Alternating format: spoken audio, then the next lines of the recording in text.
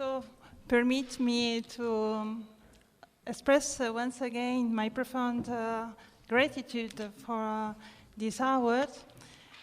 My gratitude to the Foundation per le Scienze Religiose Giovanni XXIII and the person of Professor Melloni. I would to thank you also the European Academy of Religion and so its members. You are here, my supervisor, Professor Eberhard Bons, and of course my colleagues, my family, and you all here. So I will start to present my research with very pleasure, and so I would like to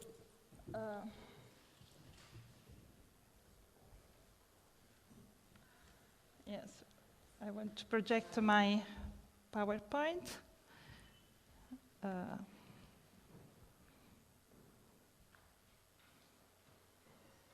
Okay.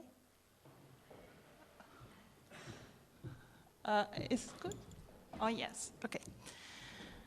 So, the title of my thesis is Creation Salvation, Models of Relationship Between the God of Israel and the Nations in the Book of Jonah, in Psalm 33, Masoretic Text and Septuagint, and the novel Joseph and Asenath.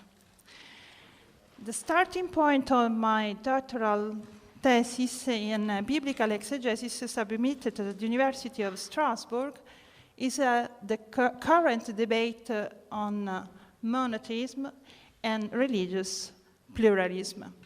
In recent decades, this debate has been strongly influenced by authors such as Jan Assmann, for whom the monotheism originating in the Old Testament is the root of the intolerance and violence of the three monotheistic religions.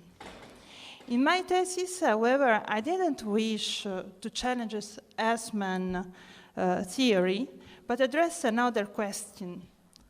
Behind the phenomena of intolerance or violence to be attributed to biblical monotheism, one can ask, did it not also produce inclusive tendencies that allow the conceiving of a positive relationship between the God of Israel and the non-Israelites? Hence, what could be the theological assumption permitting the elaboration of such ideas? In particular, does the idea of creation play a role in this process? If yes, in which sense? My aim is not to contribute to the historical research concerning the different categories of so-called sympathizers, God-fearers, and proselytes in the Hellenistic and Roman periods. The scope of my thesis is to reconstruct some of the most important theological principles motivating and supporting the possibility of an approach by individuals and people of the God of Israel. In this perspective, my objective is to analyze some texts in which the relationship between the God of Israel, and non-Israelites is in the focus of attention. In particular, my analysis deals with three texts of different genres, periods, and provenance. Two Old Testament texts, the Book of Jonah and Psalm 33, and a so-called intertestamental text belonging to the Hellenistic, Judeo-Hellenistic literature, the novel Joseph and Asenath. Thus, my studies examines three different texts from the point of view of literary genre, date, and origin in order to understand their position towards those who, although not Israelites by birth, come to know or find a relationship with the God professed by the Israelites. In this way, I seek to identify the common ideas in this text and to study how each of them intended to present such ideas in order to provide theological arguments, allowing to conceive this relationship in inclusive terms, that is, in a positive and non-violent manner. In the main part of the following synthesis, I will give a brief summary of the most important results of the exegesis in 3 biblical and non-biblical texts. As for the book of Jonah, in a first stage, I wondered if a fresh approach would still yield new results, numerous details, commentaries, and monographs being available. However, a closer look at the status questionis revealed that research is still influenced by approaches that don't pay sufficient attention to the fact that the Book of Jonah is a didactic narrative. Furthermore, some important motifs of the book still lack deeper investigation, notably the cultic attitude of the non-Israelites in the first chapter, the adherence in faith to the God of Israel by Ninevites in chapter 3-5, and in particular the corresponding vocabulary, Haman in Hebrew, to believe, and Yareh, to fear. And thirdly, the fact that God, in the light of Ninevites' repentance, feel compassion towards the city and return to his decision to annihilate it. On closer examination of the bibliography, it emerges that many aspects of the relationship of the God of Israel with both the non-Israelite sailors and with Nineveh has been neglected. This is why it seems necessary to me to have a fresh look at these issues, paying particular attention to the structure of the text. My analysis is carried out carefully on the basis of a close reading of the text. My exegesis take into consideration the important linguistic and narrative characteristic of the Hebrew text, namely gaps of information and possible ruptures. Nevertheless, the narrative features did not lead me to investigate reconstructed literary strata. Rather, I intended to study the text of the Book of Jonah in its final Masoretic version. The results of my exegesis can be summarized in 7 points. Firstly, the Book of Jonah has not interest in transmitting historical facts. It is not either a linear account which presents events in a definite chronology and furnishes detailed information on the change of place, scene, or characters. Rather, the genre of the book is close to a didactic narrative. Secondly, the Book of Jonah takes one of the themes which probably have become urgent in the post-Syriac Israel, that is, how to understand its relation with the other people in the light of Israel's own special relationship with his God. In what way to rethink the traditional theological categories, trying to extend their validity beyond the borders of Israel? The Book of Jonah does not provide a clear-cut solution, but presents the questions in all their problematic nature.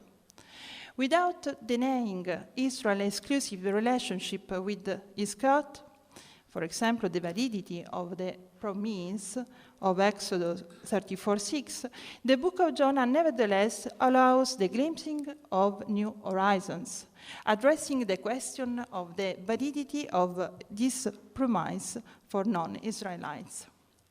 Obviously, the book leaves room for opposition and doubt expressed by the character of Jonah.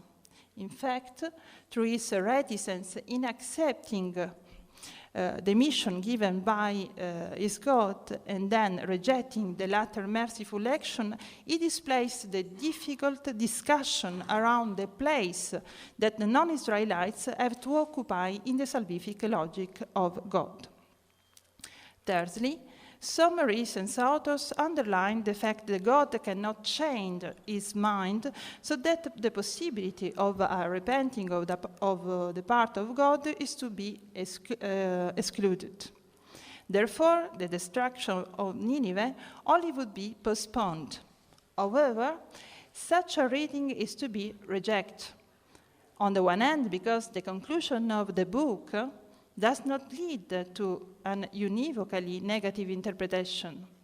On the other hand, because the final verse have to be read against the background of the salvation of the sailors and then of the Ninevites, which actually occurs through the repenting of God.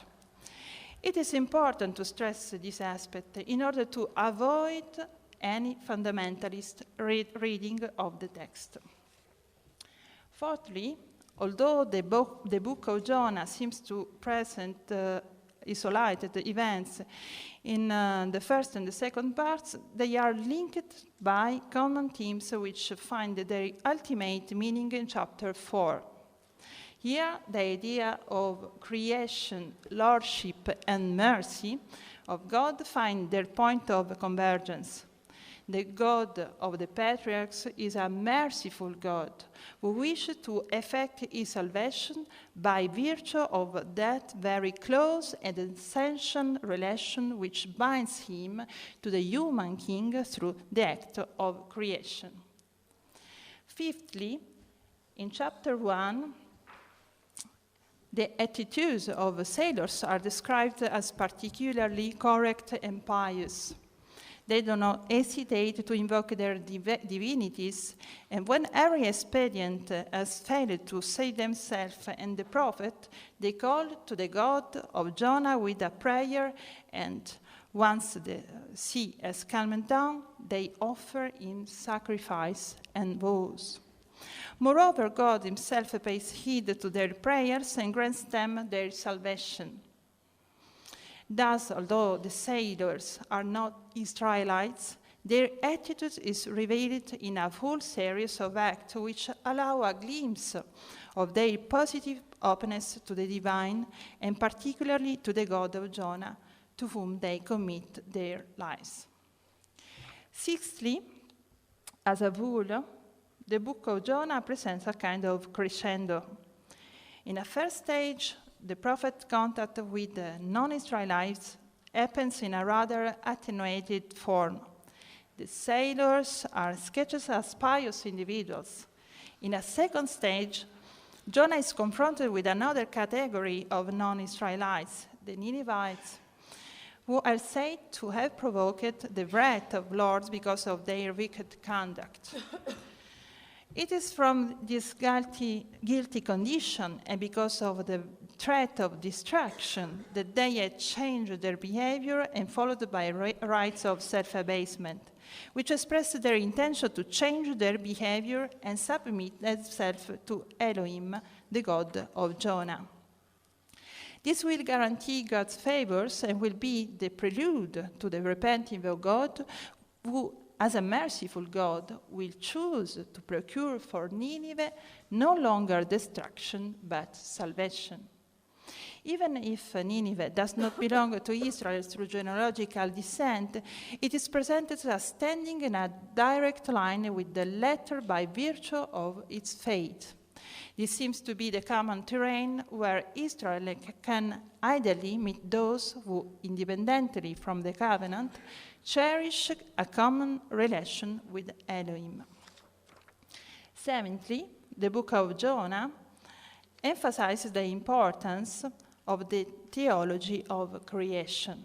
Already in chapter 1, the God of Jonah is presented as the Lord of the creation, which he submits to his will. This aspect is highlighted especially in chapter 4, which provides the interpretive key to the entire book. An implicit connection between creation and salvation, insofar the salvific action of God is presented in a direct line with his creative action. The latter constitutes the starting point from which the text intends to explain the mercy which God extends to the Ninevites. In this sense, the God of Jonah shows interest and care even for non-Israelites on the grounds that they too are his creators. As for the second text I have analyzed in my doctoral thesis, Psalm 32 in the Septuagint version, My initial question was again, has not everything been said in past research? To be sure, in the last 115 years, Psalm 33 has been interpreted in a very different ways. However, for the majority of scholars, the text would have had Israel alone as its principal addressee. This exegesis is largely due to a prejudice according to which God's hesed, his benevolence, presupposes the category of a covenant. That is why only Israel could be the people referred to in Psalm 33. An unavoidable consequence of this prejudice had led to the absence of any question surrounding the relation between Israel, his God, and the nations, and above all, the implications concerning their salvation. In my thesis, I advocate a new reading of Psalm 33 that can be summarized in 3 points. Firstly, the universal aspect of this text is sufficient depth if its starting point is taken into consideration. The salvific message, which is addressed to all the inhabitants of the earth who recognize the Lord as the true giver and protector of life, hope, and trust in Him. In this connection, I recall 2 significant verses. Verse 5, all the earth is full of the mercy, Hesed is the mercy of God. And verse 8, let all the inhabitants of the earth fear Him. Furthermore, the power of God is the sole guarantee of the salvation of lives for those of them who hope in His mercy. In this way, God is presented as the only one who, watching over all the men on the earth, can guarantee salvation and protection. It will seem, therefore, that the psalmist is arranging his images according to a gradual and a progressive zooming, which from the general to the particular describes more clearly the outline of the creation of God on the earth. On the one hand, He creates, observes, and directs everything which happens on it. On the other, He guarantees His protection, salvation from death to those who fear Him and hope in His mercy. Secondly, one of the most significant statements of Psalm 33 is the mechanism in verse 12. Happy is the nation whose God is the Lord. Happy the people He has chosen as His heritage.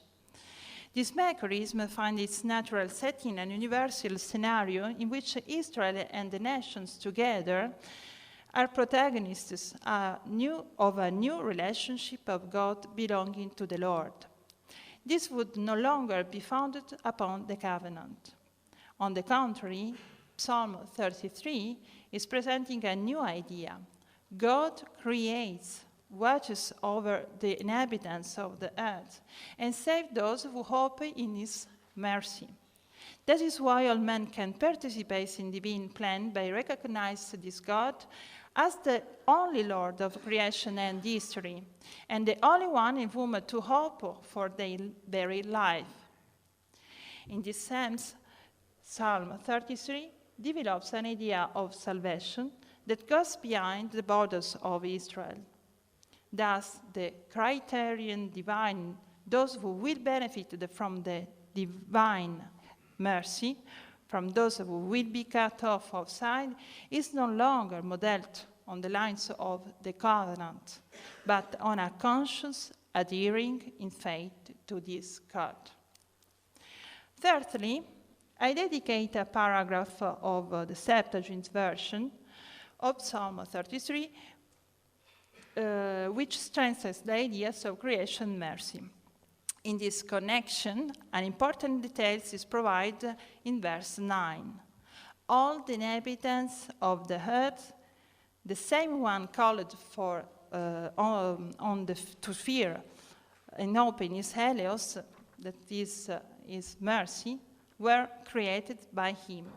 Thus, the Greek text reinforces the idea that God's salvation is performed for all those who Hope in him, since all the inhabitants of the earth, Israelites and non-Israelites, are the work of his creation. In other words, the Greek text greatly reinforces the idea that God's salvation is accomplished for all who hope in him, regardless of their ethnic or religious identity, because they are God's creators. The third part of my thesis deals with the Judeo-Hellenistic novel Joseph and Asenath, which is about the transformation of Asenath, daughter of an Egyptian priest, who from pagan becomes a believer in the God of the patriarch Joseph, her future husband. A commentary of the text is still missing, let alone an analysis of Asenath's prayer the young woman addresses to Joseph God after her adhesion to him. Here I would like to recall 4 points. Firstly, Asenath's transformation, that is her conversion, is expressed principally in her total abandonment of idols. This act is linked to her prayers, which is now addressed to the God of Joseph, whom she now recognizes as her only refuge, kataphyge in Greek. Idolatry is also the principal sin of which Asenath is aware because it largely separates a pagan from a Jew. Thus, it is not only a real obstacle to the marriage between Joseph and Asenath, but in this novel, idolatry means also the failure to recognize the true God. It is linked to the theme of ignorance, which Asenath overcomes, passing from ignorance to knowledge.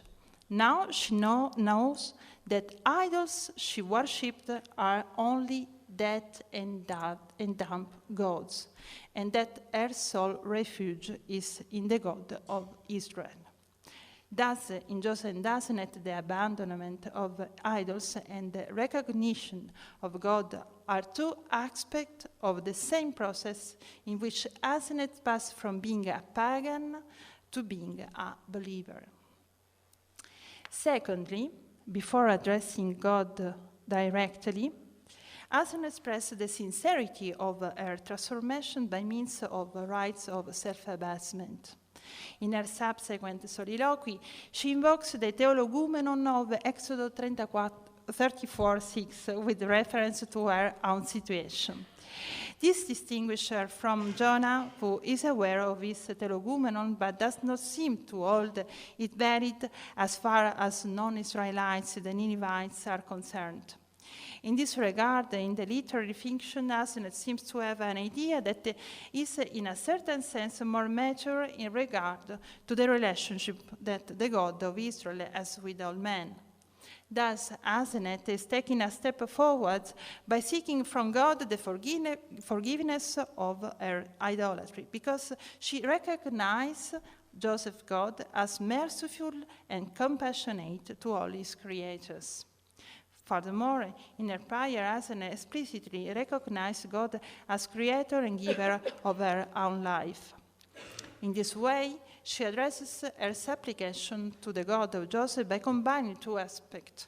God is the creator of everything and merciful God, as Asenath concludes from Exodus 34:6.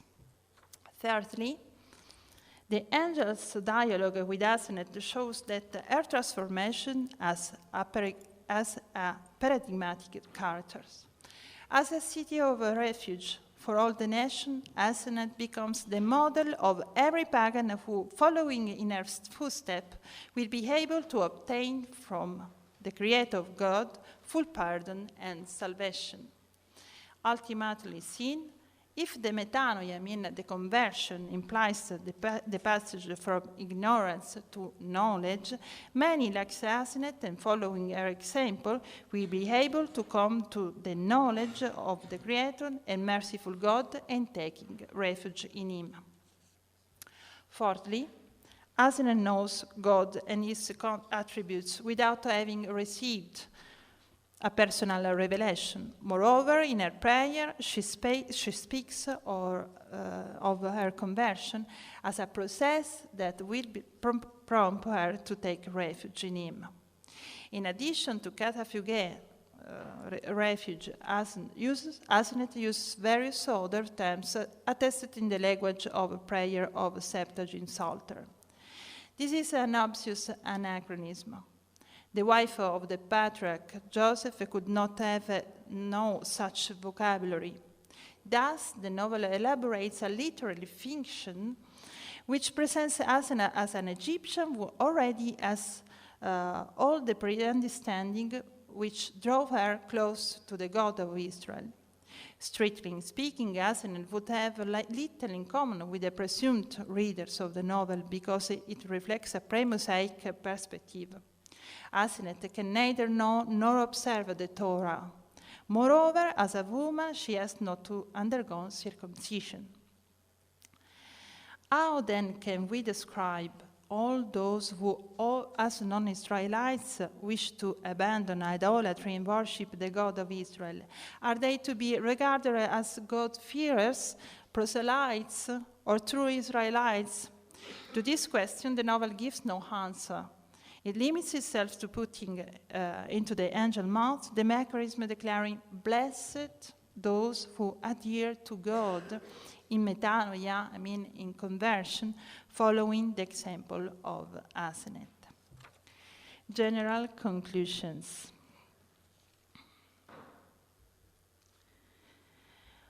All three text analyses focus on the relationship between the God of Israel, and the others. Second, the three texts take into consideration a saving act by the God of Israel towards non-Israelites by virtue of three main theological ideas. A. God is the one who is at the origin of all created things and the only one who can guarantee life for his creators. B. This saving power is exercised by God of Israel in a supreme and surmountable way towards all those on the face of the earth and for all generations.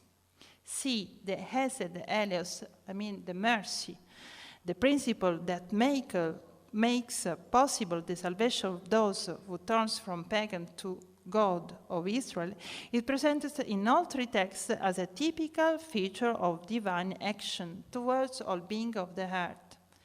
It is addressed to all men by virtue of their origin in God, who is the creator of all that exists.